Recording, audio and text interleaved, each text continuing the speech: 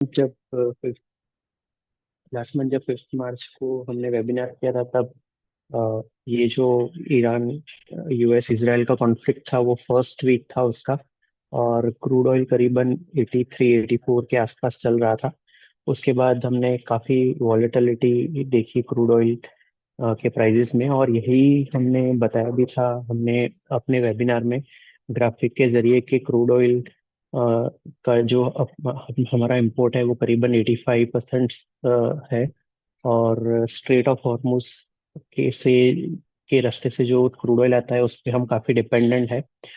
तो ये अभी फर्स्ट वीक था, और ये जो फैक्टर्स प्ले आउट हुए उसका काफ़ी नेगेटिव इम्पैक्ट पड़ा। जैसे हमने बताया था कि अगर ये प्रोलॉन्ग पीरियड के लिए बंद रहता है स्ट्रेट ऑफ हॉर्मुज तो इंडिया के लिए काफ़ी खराब होगा। तो ये पूरा अगर क्रूड ऑयल का चार्ट देखे, डेली चार्ट है, 9 मार्च को इसने 119.50 का हाई बनाया ब्रेंट क्रूड ने। 10 मार्च को अ, एक शार्प फॉल देखा गया। ट्रम्प ने कहा कि ये वॉर है वो जल्दी एंड हो सकती है। हालांकि ये टू एंड काफी सारी बातें इसमें आई, इसके चलते वॉलेटिलिटी रही, पर ये वॉर कंटिन्यू रही।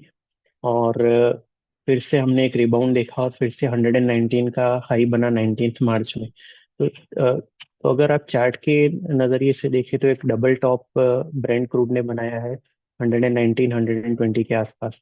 पहला जो ये लेवल बना था वो 9 मार्च को बना था, और फिर 19 मार्च को ये फिर से इसने ये टॉप बनाया। फिर से एक 19 मार्च को 119 का डॉलर हाई बनाने के बाद फिर से एक स्टीप फॉल देखा गया $93 का 25 मार्च को। यहाँ पे ट्रम्प ने फिर से जो स्टेटमेंट दिया उसी के चलते ये वॉलेटिलिटी रही। उन्होंने कहा कि ये ईरान ऑफिशियल्स के साथ एक अच्छी और प्रोडक्टिव बातचीत हो रही है और कंप्लीट और टोटल रिजोल्यूशन होने जा रहा है। हालांकि ईरानियन साइड ने इसको डिनाई किया। और मंथ एंड की बात करें तो ब्रेंट का मई जो कॉन्ट्रैक्ट था वो मार्च में लास्ट डे ट्रेडिंग डे पे 118 पे बंद हुआ। तो अगर मंथली गेन की बात करें तो ब्रेंट क्रूड 60% से ज़्यादा बढ़ा, जो इसका 1988 के बाद का हाईएस्ट मंथली राइज रहा 60% का। आज सुबह एक इम्पोर्टेंट स्पीच पे वर्ल्ड मार्केट की नज़र थी।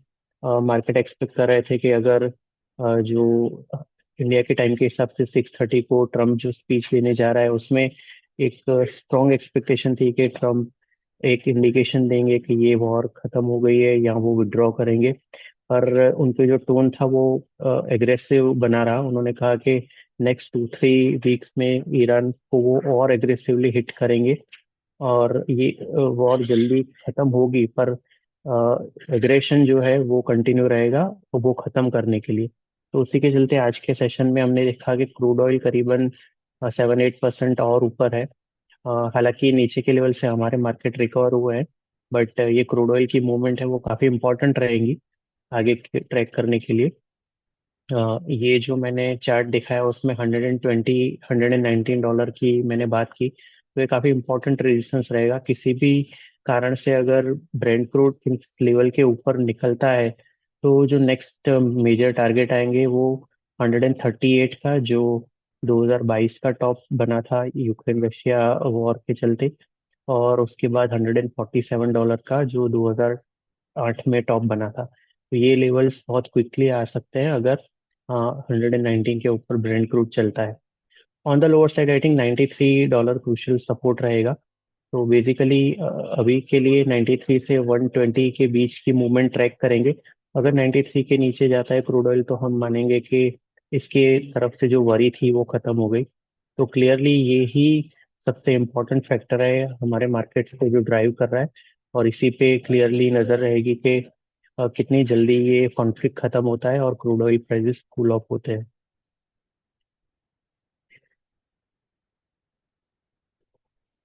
तो इसी टर्मोइल के चलते मार्च में हमने निफ्टी में बड़ा फॉल देखा, और 11.4% टू बी प्रिसाइज निफ्टी मार्च महीने में गिरा, जो इसका चौथा लगातार महीना रहा गिरावट का।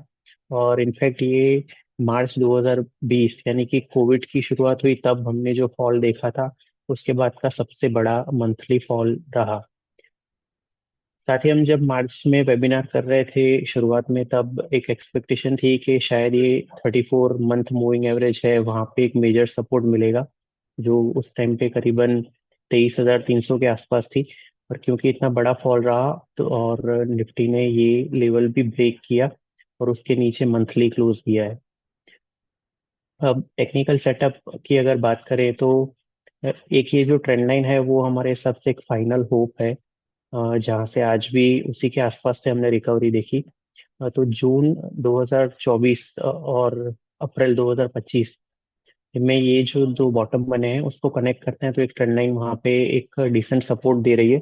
अगर ये लेवल ब्रेक होता है तो हमारे हिसाब से 21,743, जो अप्रैल 2025 में जब ट्रम्प ने इनिशियली टैरिफ्स लगाए थे उस टाइम पे ये लो बना था 21,743, वो टेस्ट हो सकता है। हालांकि ओवरऑल सेटअप को देखते हुए हमारा मानना है कि ये जो कोविड के बॉटम से हमने पूरी अप मूव देखी है उसके बड़े रिट्रेसमेंट के भी चांसेस है अगर ये 21,743 ब्रेक होता है। और उस केस में फिबोनाची रिट्रेसमेंट हम देखते हैं, उसमें जो first major Fibonacci retracement level आता है वो 38.2% आता है। तो इस कोविड के लो से जो पूरी अपमूव देखी है हमने, उसका 38.2% रिट्रेसमेंट लेवल 19,200 पे आता है। और अ, अगर वर्स के सिनारियो प्ले आउट होता है तो हमने कोविड के टाइम में देखा था कि निफ्टी ने जो सपोर्ट लिया था वो ये मूविंग एवरेज थी, जो 100 महीने की मूविंग एवरेज है, 100 मंथ की मूविंग एवरेज। तो यही मूविंग एवरेज अभी करीबन जो लेवल आ रहा है वो करीबन 17,000 के आसपास आ रहा है। तो आई एम नॉट सेइंग कि ये लेवल आएंगे, पर ये लेवल है जो हमको माइंड में रखने हैं कि ये जो अगर सिनारियो पर्सन होता है, क्रूड ऑयल 120 को क्रॉस करके 140 145 की ओर जाता है, तो कौन से लेवल है वो इम्पोर्टेंट रहेंगे। तो हमारे हिसाब से वर्स्ट के सिनारियो में ये लेवल्स प्ले आउट हो सकते हैं करीबन 17,000 के आसपास।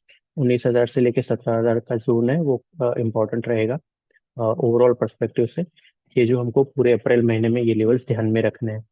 ऑन द हायर साइड जो मेजर रेजिस्टेंस आएगा वो करीबन 25,000 के आसपास आएगा। इसी लेवल के आसपास निफ्टी के 200 दिन की मूविंग एवरेज है, 20 और 34 हफ्ते की मूविंग एवरेज है। तो कोई भी मेजर पुल बैक आता है तो ये लेवल डिसाइसिव रहेंगे, बड़े रेजिस्टेंस रहेंगे, जिनका क्रॉस होना जरूरी रहेगा एक पूरा जो ट्रेंड है उसको पॉजिटिव करने के लिए। तो फॉर द टाइमिंग 21,700 से लेके 22,000 का जोन है वो काफी इंपॉर्टेंट सपोर्ट है। ये लेवल ब्रेक होता है तो फिर नीचे की साइड में 19,000 से 17,000 का नया डाउन साइड जोन खुल सकता है। और on the higher side major upmove आता है तो 25,000 के आसपास एक बड़ा रेजिस्टेंस बनेगा। अब मोर इम्पोर्टेंटली इस कॉल में क्या करना चाहिए, तो इसके लिए one has to ask this question कि आपने जो भी कोई पोजीशन बनाई थी उस वो क्यों बनाई थी। वो पोजीशन या स्टॉक आपने इसीलिए लिया था कि सिर्फ आप मोमेंटम प्ले करना चाहते थे, या उस कंपनी के फंडामेंटल के बेस पे आपने वो पोजीशन बनाई थी। ठीक है। तो अगर आपने सिर्फ मोमेंटम को प्ले करने के लिए बनाई थी कि भाई ये स्टॉक अच्छे मोमेंटम में और मैं इसमें एंट्री करके 5-10% कमा के निकल जाऊंगा, फंडामेंटल के साथ मेरे को कोई लेना देना नहीं है, तो ऐसे सारे ट्रेड्स में हम स्टॉप लॉस सजेस्ट करते हैं।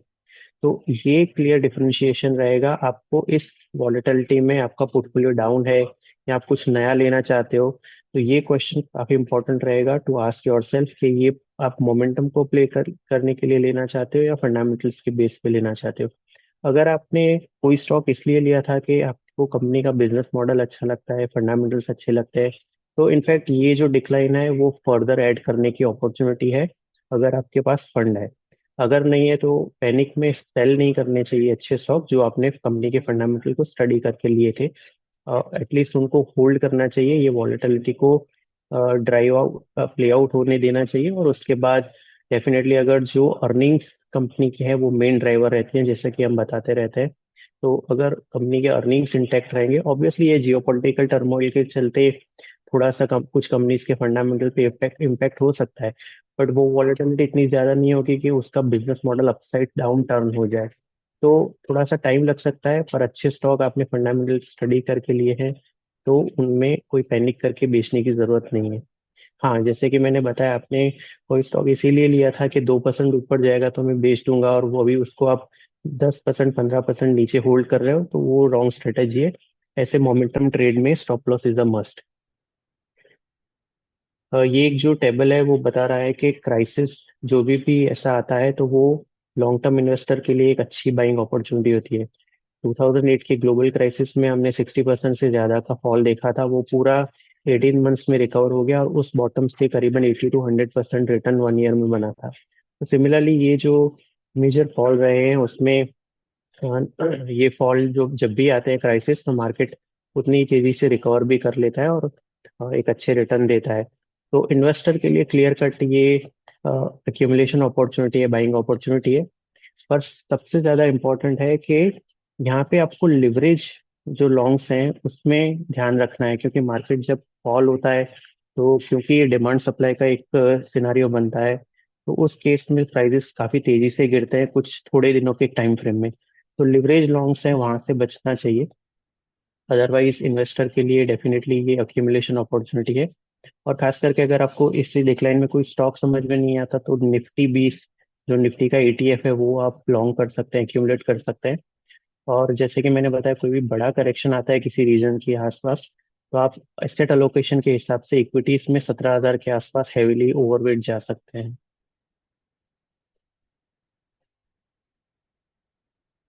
कुछ सेक्टोरल इंडाइसेस की बात कर लेते हैं। निफ्टी मेटल इंडेक्स पे हमारा व्यू काफी बुलिश रहा है। अभी ये 11,400 के आसपास बना हुआ है, 12,500 के आसपास का ये टॉप बना के आया है। रिलेटिवली इस इंडेक्स पे अभी भी हमारा व्यू पॉजिटिव है। हालांकि हमने जो दिवाली पिक में टारगेट दिए थे उसके ये काफी नजदीक गया था, और वहां से थोड़ा रिट्रेस हुआ है।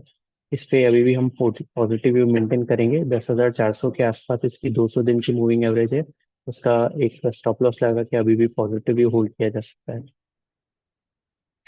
निफ्टी का जो सीपीएससी इंडेक्स है, central public sector enterprises index है, उस पे भी हमारा एक पॉजिटिव व्यू हमने इनिशिएट किया था। 6900 के आसपास ये अभी चल रहा है। 7200 के ऊपर के टारगेट देखा गया, ये थोड़ा सा कूल ऑफ हुआ है, पर एक रिलेटिवली अभी भी स्ट्रांग बना हुआ है, और इस पे हमारा व्यू अभी भी पॉजिटिव है। 7661 इसका जो ऑल टाइम हाई था, वो टारगेट हम रीट्रेट करते हैं। हालांकि 6500 अगर ब्रेक होता है तो फिर ओवरऑल पॉजिटिव व्यू ये नेगेटिव हो जाएगा। तो 6500 का इसमें एक सपोर्ट ध्यान में रख के अभी भी ओवरऑल और पॉजिटिव व्यू होल्ड कर सकते हैं। निफ्टी इंफ्रा इंडेक्स अभी 8600 के आसपास है, इस पे हमने पॉजिटिव इनिशिएट किया था, और लास्ट वेबिनार में हमने बताया था कि 8844 जो फरवरी में बॉटम बना था उसका एक स्टॉप लॉस रखना चाहिए। इस मार्च में जो स्टीप फॉल आया उसमें ये लेवल ब्रेक हुआ है, और आज के सेशन में ये करीबन 8427 का लो बना के रिबाउंड हुआ है। अब ये अगर आप देखें तो मंथली चार्ट है, और ये जो लाइन है वो करीबन इसकी 34 महीने की मूविंग एवरेज की लाइन है, इसी के आसपास इसने सपोर्ट लिया है। तो एक बेनिफिट ऑफ डाउट इसको जरूर से दे सकते हैं। आज का जो इंट्राडे लो है वो ब्रेक होता है तो फिर उसमें से एग्जिट कर लेना चाहिए। 8427 का इसमें स्टॉप लॉस रखें। डिफेंस इंडेक्स का भी हमने जिक्र किया था लास्ट मंथ में, एक अच्छा ब्रेकआउट इसने कंफर्म किया था, पर मार्केट की वॉलेटिलिटी के चलते इसमें मार्च महीने में एक अच्छी डिक्लाइन देखी गई। 7500 का हमने इसमें स्टॉप लॉस सजाया था। इसमें एक जो मेजर ट्रेंड लाइन आप देखते हैं, ये जो मेजर बॉटम्स को कनेक्ट करते हैं, तो उसी पे सपोर्ट लिया है, और वहां से एक रिबाउंड हुआ है। तो इसमें भी हम सजेस्ट करेंगे कि 7184 जो मार्च में बॉटम बना था उसका स्टॉप लॉस रख के एक बार होल्ड किया जा सकता है। ऑयल एंड गैस इंडेक्स ने डिसअपॉइंट किया, इसने जो उसके क्रूशियल सपोर्ट थे इसको ब्रेक किया है, तो हमारे हिसाब से इसमें जो हमने पॉजिटिव व्यू दिया था वो नेगेट हो गया है, और यहाँ से ऑयल एंड गैस इंडेक्स के जिसने भी ईटीएफ लिए हैं उसमें से एग्जिट कर सकते हैं। प्रिफर्ड जो स्विच रहेगा वो सीपीएससी ईटीएफ रहेगा, तो ये भी आप कंसिडर कर सकते हैं। प्रोग्रो जो हमारा टेक्नोफंडा ऑफरिंग है, जहाँ पे हम 3 से 4 क्वार्टर के व्यू से टेक्निकल एनालिसिस और फंडामेंटल एनालिसिस को कंबाइन करके रिकमेंडेशन देते हैं एनएससी 500 यूनिवर्स में से, उसमें हमने एक नई रिकमेंडेशन दी, JNK बैंक। और इसके रिपोर्ट और लेवल्स के लिए you can refer Telegram channel हमारी जो है। ट्रू अल्फा हमारे टेक्निकल कॉल्स हैं जो 1 से 2 महीने के टाइम होराइजन से हम देते हैं। निफ्टी 500 एक यूनिवर्स रहता है इसमें। इसके भी जो रिकमेंडेशंस और रिपोर्ट्स के लिए हम आप टेलीग्राम चैनल हमारी रेफर कर सकते हैं। यूजुअल डिस्क्लेमर है, जो भी सिक्योरिटीज में आप इन्वेस्ट करें उसके लिए पूरे ऑफर डॉक्यूमेंट पढ़े, और past performance is not indicative of future results, और जो भी स्टॉक हमने डिस्कस किए हैं उसमें हमारे और हमारे क्लाइंट्स का होल्डिंग हो सकता है। With this I will conclude my part and hand over the presentation to Virendra.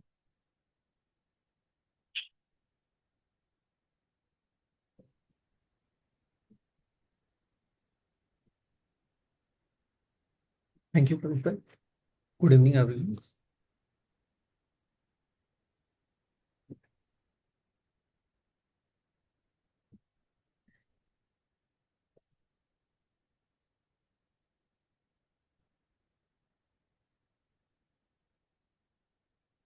Screen visible? Move.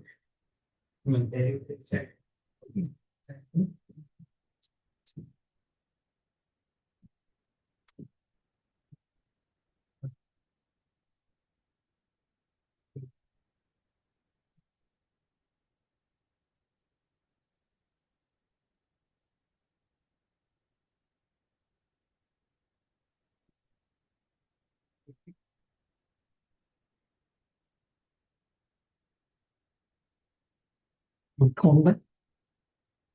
तो लास्ट फोन के वेबिनार में बताया था कि 24,300 का सपोर्ट है, एंड ये निफ्टी ने initial part of the series में ब्रेक किया and it touched low of 22,284 and finally close in the March month at 22,331 के लेवल पे। लास्ट 6 सीरीज के अंदर एक गेन देखा गया, और लास्ट सीरीज के अंदर एक हैवी सेलिंग देखी गई, और बैंक निफ्टी ने भी 57,400 का सपोर्ट ब्रीच किया एंड टच लो ऑफ 50,105। दोनों ही इंडाइसेस देखें, निफ्टी और बैंक निफ्टी, तो they have seen their worst since March 2020।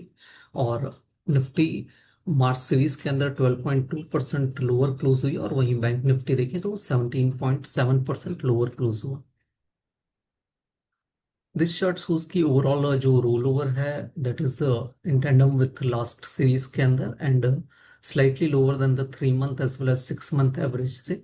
वहीं निफ्टी का रोल ओवर यदि देखें तो it is slightly higher at 78% compare to 68% जो लास्ट सीरीज में था, and even higher than the 3 month as well as 6 month averages of 70 and 73%। Bank Nifty का roll over देखें तो it is higher at 86% compare to 74% जो last series में था, and even higher then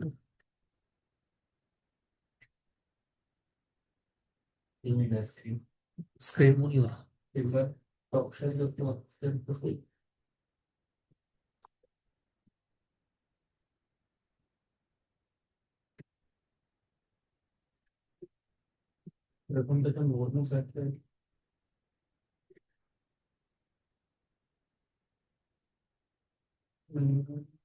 नहीं।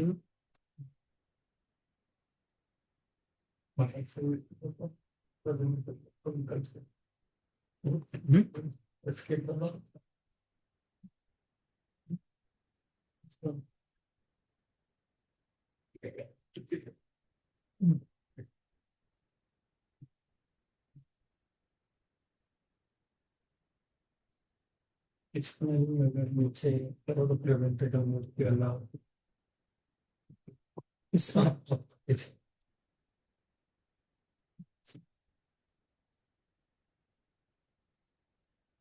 यहाँ से यहाँ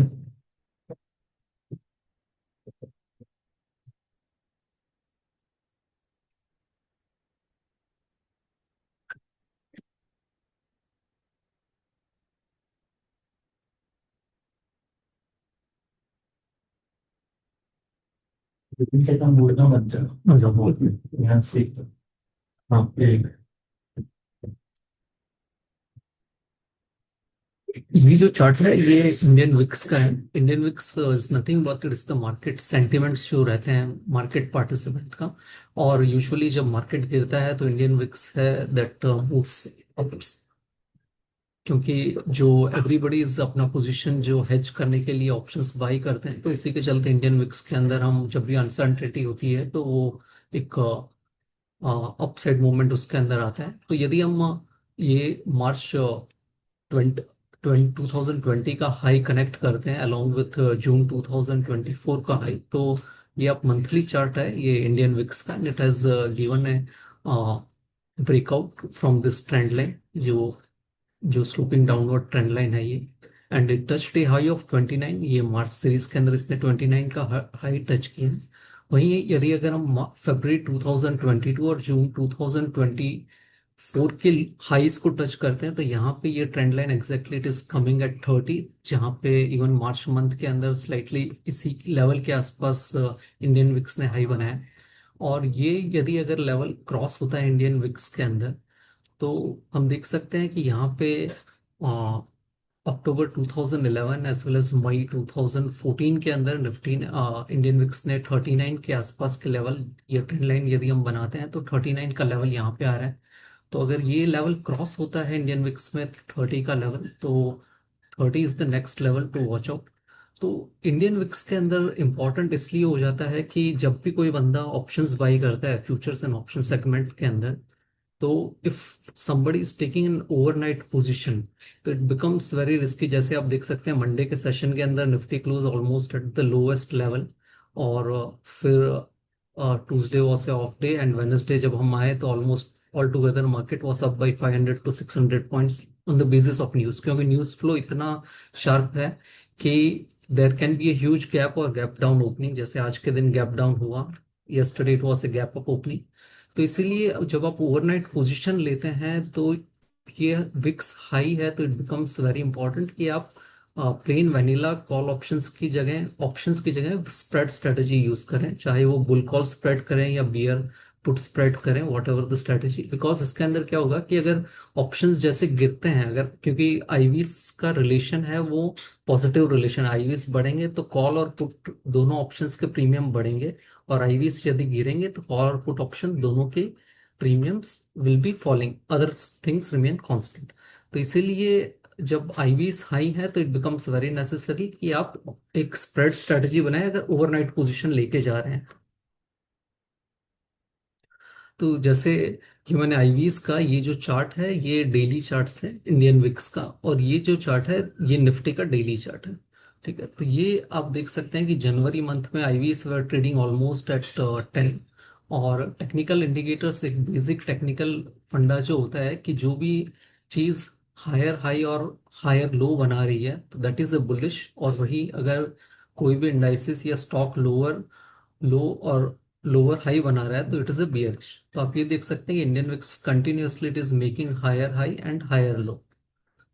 ठीक है, ये मार्च महीने के अंदर उसने 18.57 का लो टच किया, और फिर वहां से एक अच्छा रिबाउंड दिया, और again it touch A high of 29।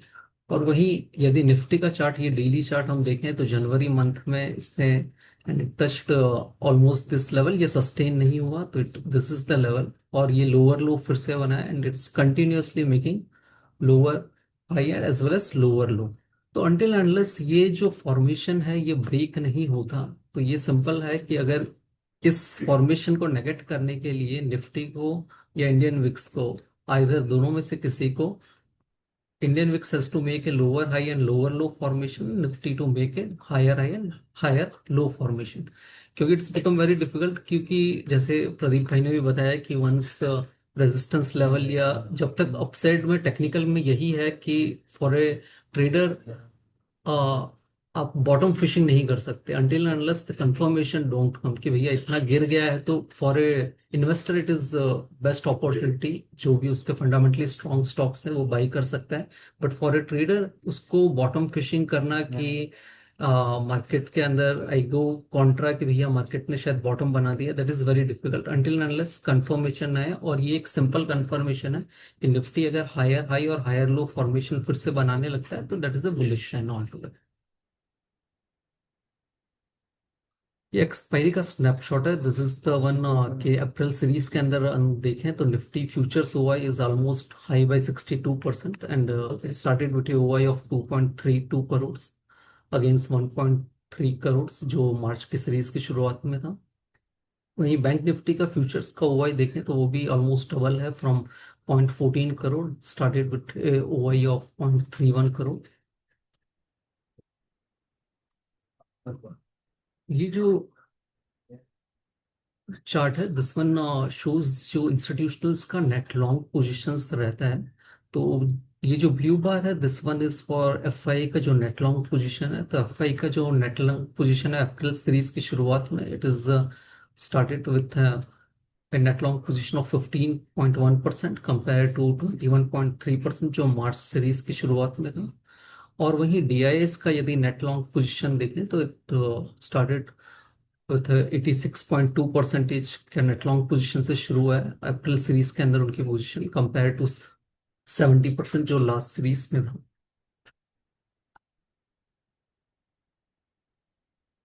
इस चार्ट शोज की जो निफ्टी का ओपन ओआई डिस्ट्रीब्यूशन है for the month of April.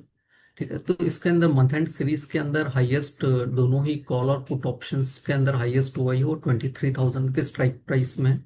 और जो 7 अप्रैल को एक्सपायरी है उसके अंदर कॉल ऑप्शन में हाईएस्ट ओआई हो 24,000 के स्ट्राइक प्राइस पे, और वहीं पुट ऑप्शन में ये ओआई हो 21,000 के स्ट्राइक प्राइस पे।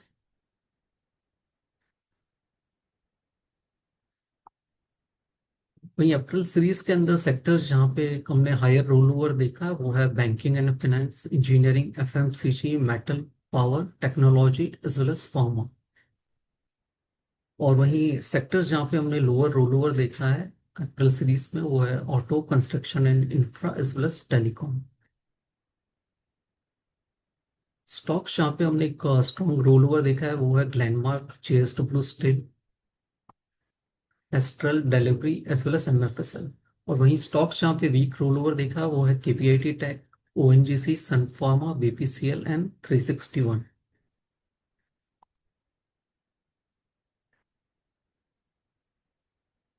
तो आज का जो लो है ऑलमोस्ट निफ्टी ने, प्रदीप भाई ने भी जैसे बताया कि वहां पे एक ट्रेंड लाइन सपोर्ट है, एंड अगर ये लेवल ब्रीच होता है तो 21,900 से 21,700, 21,900 है वो 23.8% रिट्रेसमेंट लेवल है। यदि हम जो मार्च 2020 के लो से जो रैली आई थी तो उसका, एंड इवन 21,700 जो प्रीवियस बॉटम बना था, तो इस रेंज के अंदर इस द नेक्स्ट सपोर्ट लेवल, अगर ये लेवल ब्रीच होता है तो। और उसके नीचे 21,000 would be the other level to eye. और वहीं अपसाइड के अंदर 23,500 इज द रेजिस्टेंस, और उसके ऊपर 24,500 विद अदर लेवल टू आई।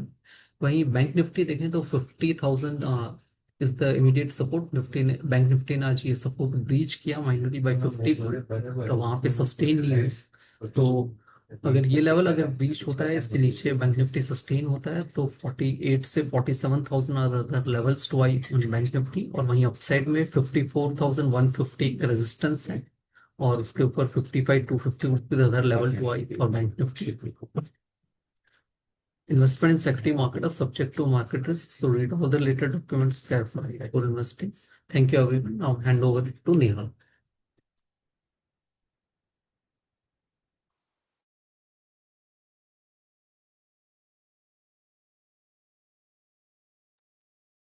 हाँ, थैंक यू वीरेंद्र सर।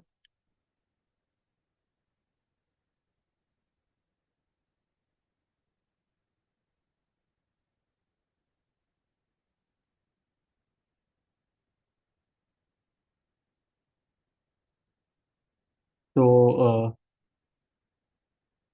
तो सबसे पहले जो लास्ट मंथ का वेबिनार हुआ था उसमें एक भाई आए थे। वो काफी मैसेजेस लिख रहे थे चैट्स में, तो वो कोई प्ले आउट नहीं हुए। वो इम्पोर्टेंट चीज़ है, because there there was a fear, right, तब कि पेट्रोल डीजल के प्राइस बढ़ जाएंगे, इन्फ्लेशन ऑफ द रूफ हो जाएगा। I guess the government has done a very good job in handling that. Strait of Hormuz India के लिए अभी भी ओपन है, पहले भी ओपन था। तो ये सारी जो भी रूमर्स हो उन सबको फॉलो ना करने की हमारी बहुत ज़्यादा स्ट्रॉन्ग एडवाइस है।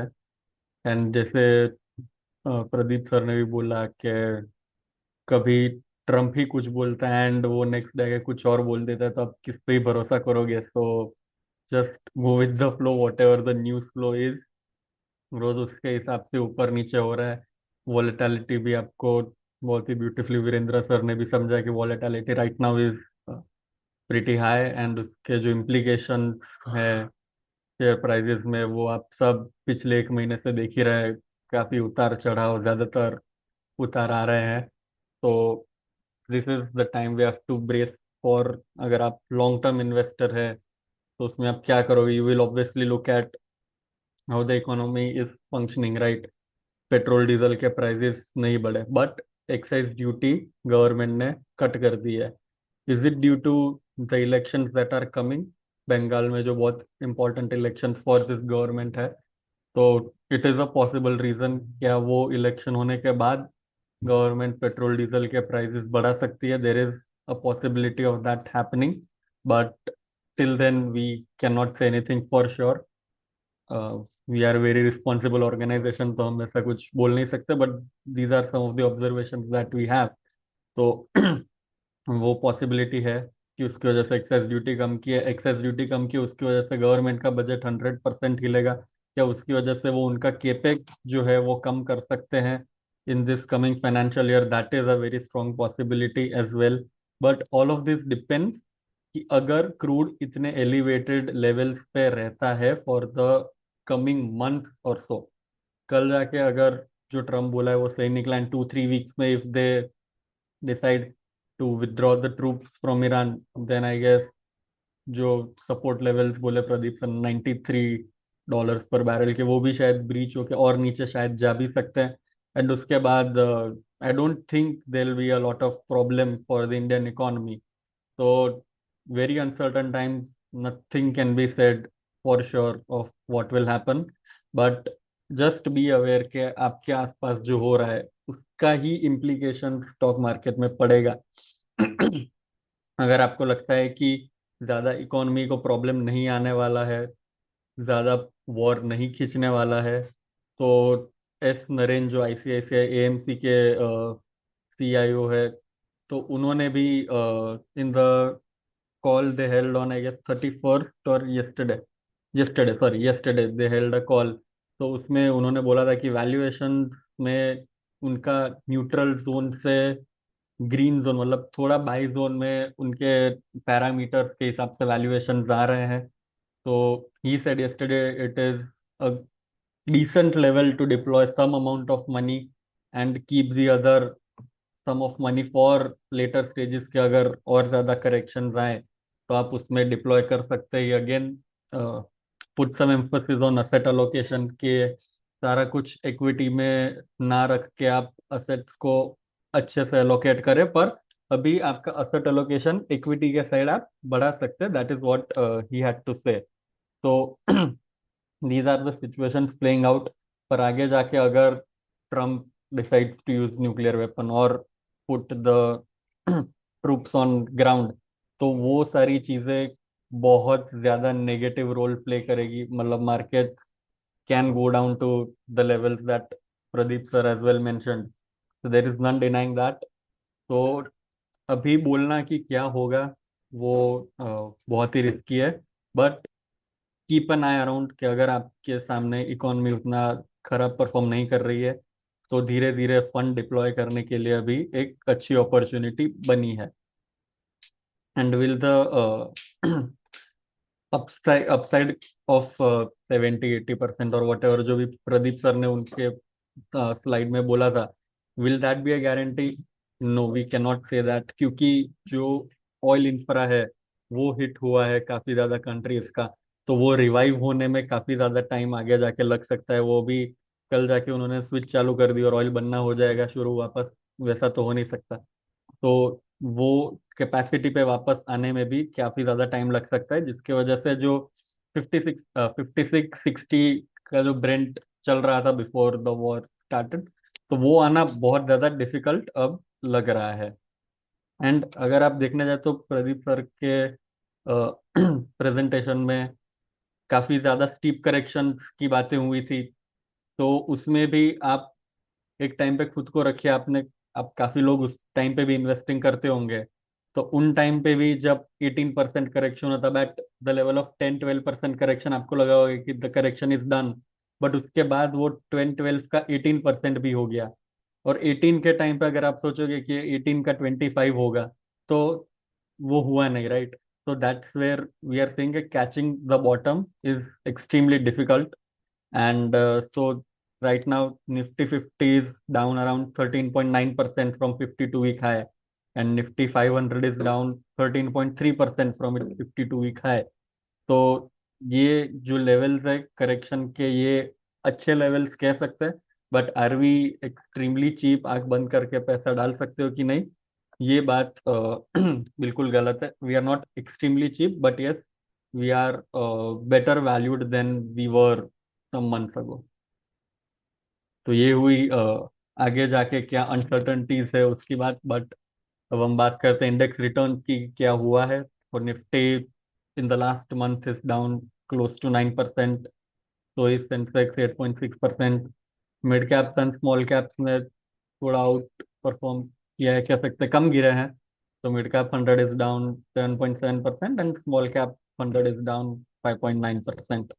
तो अगर आप देखो कि जो कंट्री वॉर में डायरेक्टली एसोसिएटेड है, उस कंट्री के इंडेक्सेस ने कैसा परफॉर्म किया। Nasdaq is down 4%, Dow Jones 4.8, and S&P 500 4.5।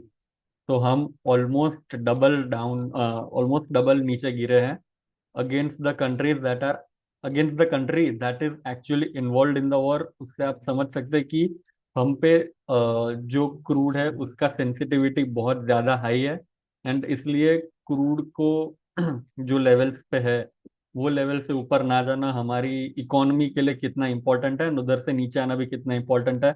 And also the rupee depreciating a lot 95 का भी, हमने 95 से ऊपर भी आई गेस चला गया था रुपया at one point of time.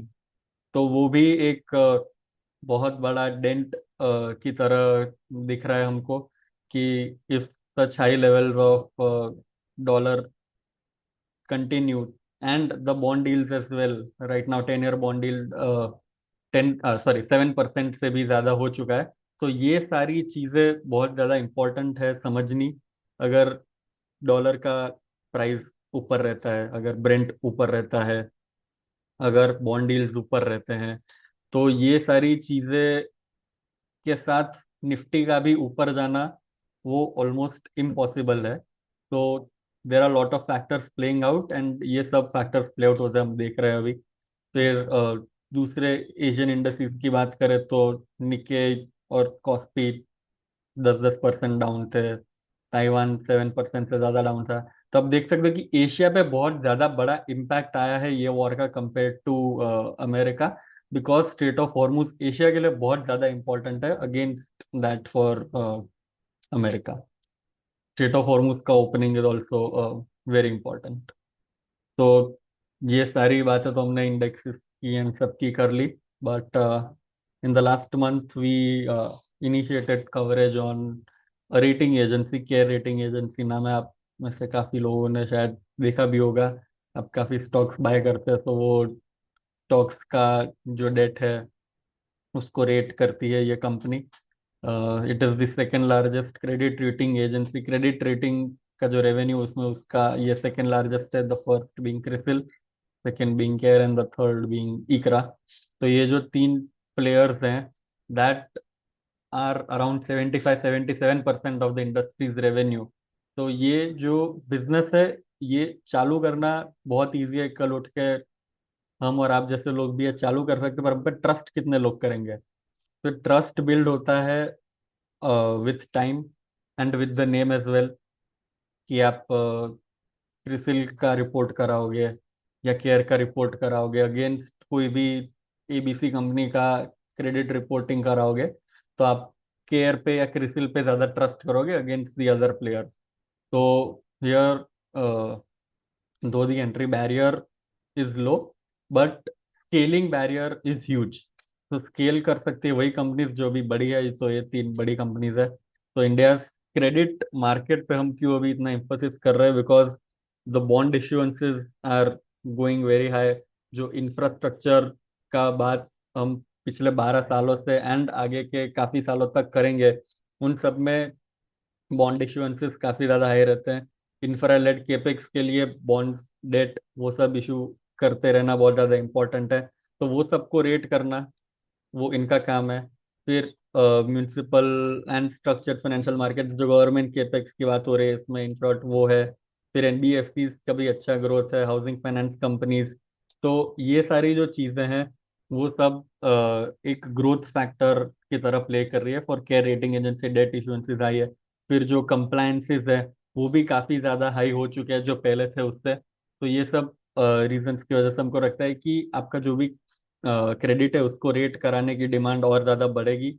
And the market share of care is growing very fast. जो पहले इकरा शायद नंबर 2 था, अब केयर नंबर 2 हो चुका है। And it is growing faster than there piers in credit agency. तो क्रेडिट को रेट करने का बिजनेस उनका अराउंड 90% ऑफ रेवेन्यू है। तो 90% of revenue is growing very well. बाकी का जो 10% है वो मार्केट असेसमेंट का हो गया, आईपीओ के पहले जो मार्केट स्टडी करना है, इंडस्ट्री स्टडी करना है, वो सारी रिपोर्ट्स जो बनाते हैं, वो सारी चीज़ों में उनका बाकी का 10% ऑफ रेवेन्यू आता है। एंड इनकी काफ़ी फॉरेन सब्सिडरीज है जो पहले लॉस करती थी। अब इस साल उनका ब्रेक इवन आया है and they are expecting the positive trajectory of margin to remain in those subsidiaries. And वो जो इंडियन बिजनेस है उतने हाई मार्जिन पे काम नहीं करेगी, but they will provide a boost to the overall margin consolidated basis पे, वो एक्सपेक्ट कर रहे हैं। इसकी वजह से आप देख सकते हैं कि केयर के मार्जिन FY 22 में 32% ही थे। 32% also is a very handsome number, but it has come up to around 40% in the 9 months of FY 26। तो we expect the margin to remain stable. उन्होंने, मैनेजमेंट ने ही बोला था कि to grab the market share, they are planning the margins to stay at these levels, and they are very happy with the 40-41% number that is going on. And वो खुद बोलते हैं कि we'll be more than happy to surprise you on the upside when it comes to margins। तो जैसे कि उन्होंने बोला कि जो जैसे कि हमने बोला कि जो फॉरेन सब्सिडरीज है वो ब्रेक इवन कर रही है एंड आगे जाके वो हाई सिंगल डिजिट्स या मिड सिंगल डिजिट्स की मार्जिन पे ऑपरेट कर सकती है in the next coming 1 or 2 years। That will add their margin moving ahead and profitability as well. तो उसकी वजह से आप देख सकते हैं कि हमारा जो टॉप लाइन का एस्टिमेट है ग्रोथ का वो अराउंड 15.8% है for 3 years। And bottom line का इज अराउंड 17.8%। एंड और एक चीज़ है कि ये कंपनी असेट लाइट मॉडल पे काम करती है, उसकी वजह से इसके मार्जिन भी बेटर है एंड वो कैश फ्लो अच्छा जनरेट कर पाती है।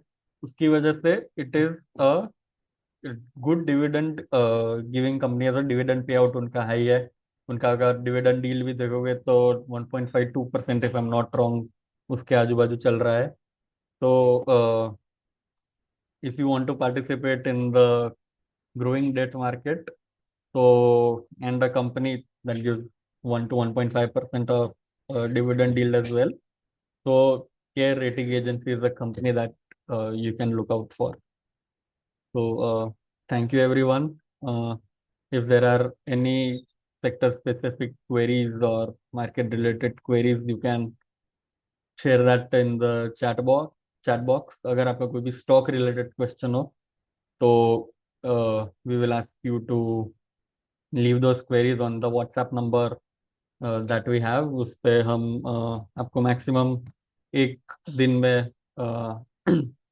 रिवर्ट कर देते हैं।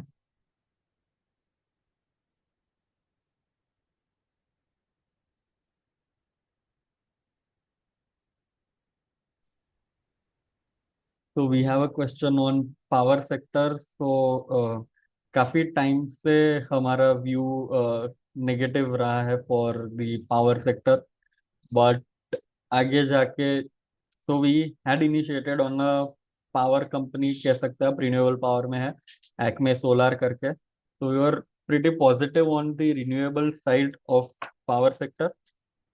तो after all of this disruption happening, crude oil का, एलपीजी, सीएनजी, सब गैस का जो भी प्रॉब्लम हुआ उसके बाद, I guess the need for renewable energy increase, मतलब लोग ज्यादा एम्फोसिस देने लगे रिन्यूएबल इंडस्ट्री को, क्योंकि उसका डिसरप्शन नहीं हो सकता, करेक्ट।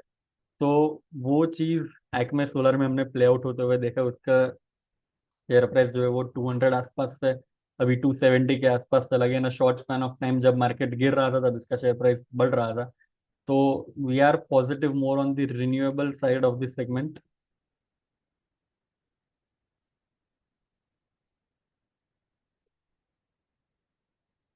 मेटल पे आई गेस प्रदीप सर ने अपना व्यू दे दिया था।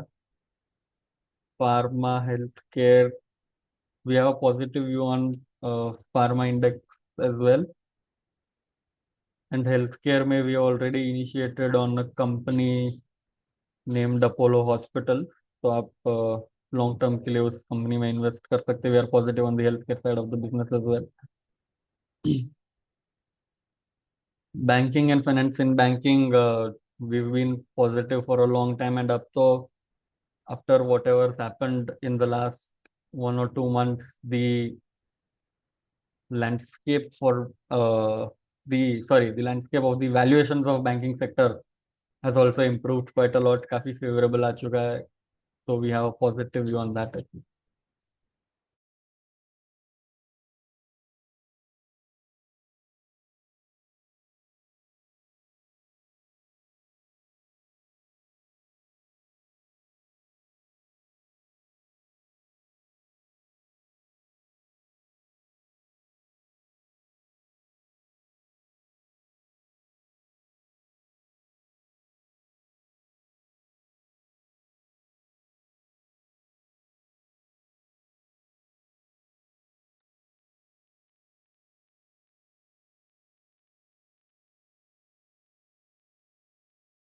तो निफ्टी आईटी का एक क्वेश्चन है। So I guess in the last last call only, 2 calls ago, or last call, I don't remember clearly.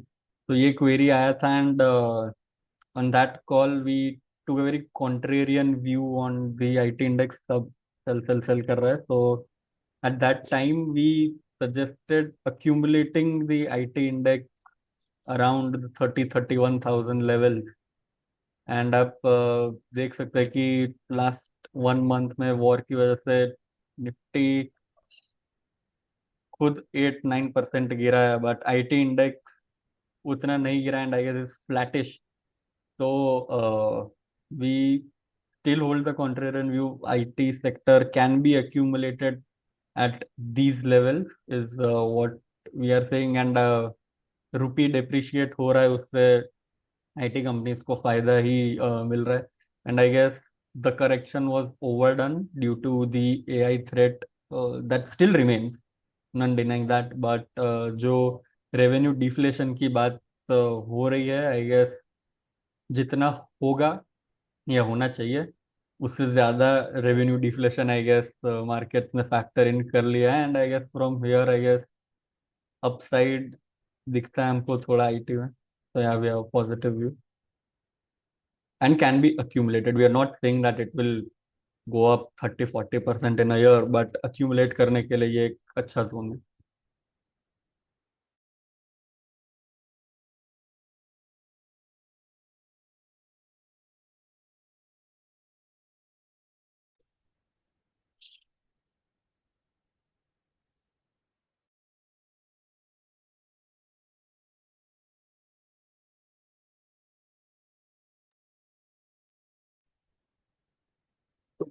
Gold and silver पे आई थिंक लॉन्ग टर्म के नजरिए से किसी को लेना है तो ये लेवल एक्यूमुलेट करने के लिए अच्छे हैं।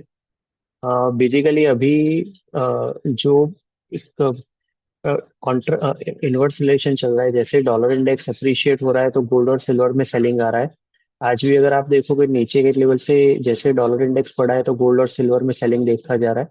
और इनवर्स हो रहा है, गोल्ड अगर डॉलर इंडेक्स नीचे जा रहा है तो गोल्ड और सिल्वर ऊपर जा रहा है। और हालांकि ओवरऑल पर्सपेक्टिव में देखें तो हमारे हिसाब से ऊपर के लेवल से एक अच्छा करेक्शन आ चुका है। तो किसी के पोर्टफोलियो में किसी ने के लेवल में गोल्ड और सिल्वर में प्रॉफिट बुकिंग किया है तो पोर्टफोलियो डाइवर्सिफिकेशन के हिसाब से भी गोल्ड और सिल्वर आपके पोर्टफोलियो में होना ही चाहिए 10-12%।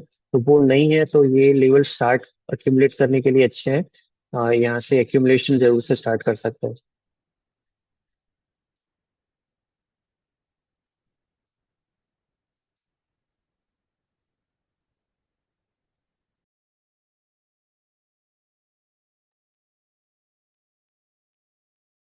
I think we can conclude here.